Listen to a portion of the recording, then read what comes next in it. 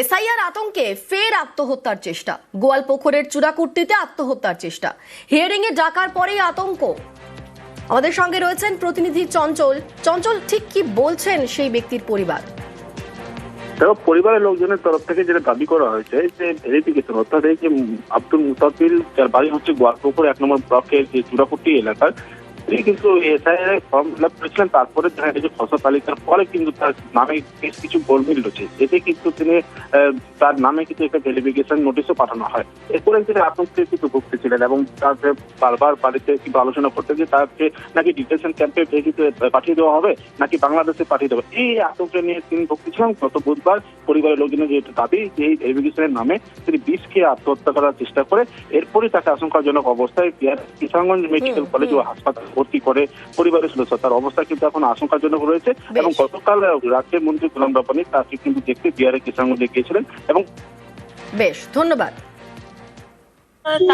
কি ভুল পাইলে বলে কাগজ ভুল আছে, তোর কাগজ ভোট নাই, তোর ভোট কেটে গেছে, তোরা কি আর দেশে থুইব না, দেশ থেকে হাঁটতে মেরে দিলে বাইরে ফেলে দিবে বা হাঁটতে দিবে। তুই যে ছোট্ট ঘর করে দিয়েছে লেজও ফেলে দিবে, ওখান থেকে তোরা বিদায়। হাঁটার আগে আমি মরে যাবো। করে বেটার হাত ধরে যাবো, নিজের বেটা ওই কাম করিস, ওই কাজ করে দিবে। ফের ঘুরে এলো কি কে যে নাম ভুল আছে, নাম কেটে গেছে, নাম কেটে গেছে, ভুল আছে। কে বললো, মজা করে বললো, কি করে বললো যে তোর নাম কেটে গেছে, তোর ভোট হবে না, তোরাকে দেশে থুবে না, এটাই কথা। এসআইআর ফর্ম ইনোমিনেশন জমা করেছিল, ওরা চকে গেল, বলছে তোমার নামটা তো কেটে গেছে, তোমাকে আর এখানে থাকতে দিবে না। ডিটেনশন ক্যাম্প মোদিজি আর অমিত শাহজি তৈরি করেছে বর্ডারে, তোমাকে নিয়ে যাবে একটা ছোট্ট ঘরে রেখে দিবে আর তোমাকে মেরে দিবে বা হত্যা করে দিবে, এরকম কিছু বলেছে। বলার পর ছেলেটার সেন্টিমেন্ট হয়ে গেল, ওরা কেন মারবে, আমি নিজে মরে যাই।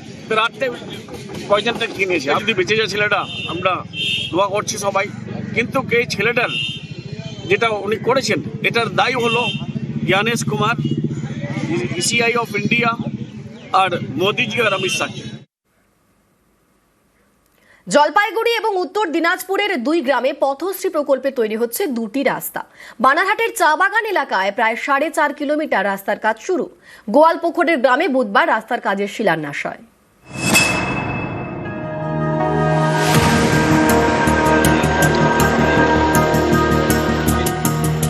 জলপাইগুড়ির বানারহাট, এখানকার গয়ের কাটা চা বাগান এলাকা থেকে হিন্দুপাড়া চা বাগানের গেট পর্যন্ত প্রায় 4.5 কিলোমিটার রাস্তা। অভিযোগ, এই রাস্তাটি দীর্ঘদিন ধরে বেহাল। এই রাস্তাটাই এবার পাকা করা হবে। পথশ্রী প্রকল্পে বরাদ্দ প্রায় 2,16 কোটি টাকা। চা বাগান এলাকার বাসিন্দাদের দাবি, গ্রামে এই প্রথম পাকা রাস্তা তৈরি হতে চলেছে। বুধবার রাস্তার কাজ শুরু হয়ে গিয়েছে। कीचड़ होता है, कीचड़ का से बहुत दिक्कत होता है आने जाने में। क्या पहली बार बन रहा है ये पिच का रोड? हाँ, ये पहली बार है, फर्स्ट टाइम। हाँ, बहुत खुश है, थैंक यू, दिल से धन्यवाद इतना सोचने के लिए।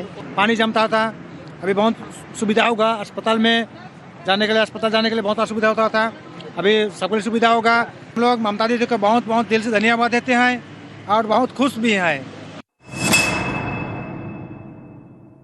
এটা হচ্ছে পথশ্রী থেকে মাননীয় মুখ্যমন্ত্রী এটা উদ্বোধন করেছেন। এইসব রাস্তাগুলো আমাদের সাকুয়াঝোড়া অঞ্চল যেটা, সেখানে WBSRD এর 4খানা রাস্তা এবং 5খানা কালভার্ট স্যাংশন হয়েছে এবং জেলা পরিষদের থেকেও 2টো পথশ্রী এবং একটি ড্রেন স্যাংশন হয়েছে। মানুষের চাহিদাকে পূরণ করবার জন্য যেটা মাটিতে নেমে উনি যেভাবে দেখেন সেইভাবে নির্দেশ দিয়েছেন।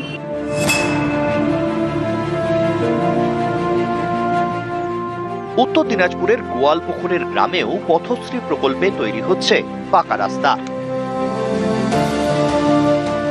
এটা গোয়ালপুকুরের কাঁঠালবাড়ি থেকে জাতীয় সড়ক সংযোগকারী একমাত্র রাস্তা। প্রায় 1.5 কিলোমিটার মাটির রাস্তা বছরের পর বছর বেহাল। এই রাস্তা এবার পাকা করা হবে। পথশ্রী প্রকল্পে বরাদ্দ প্রায় 71 লক্ষ টাকার বেশি। বুধবার রাস্তার কাজের শিলান্যাস করা হয়।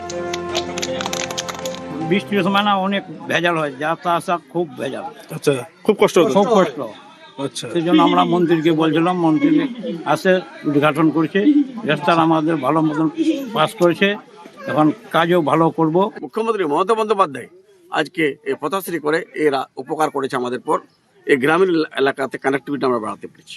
কাল থেকে কাজ হওয়ার পর সোজা এনএচআই ধরবে এখান থেকে, আর এখান থেকে এনএচআই ধরতে গেলে অনেক লম্বা যেত, আর এজেন্সিকে বলে দিলাম ভালো কাজ করার জন্য। জলপাইগুড়ির বানারহাট থেকে রকি চৌধুরী এবং উত্তর দিনাজপুরের গোয়ালপুকুর থেকে চঞ্চল মোদক, নিউজ 18 বাংলা।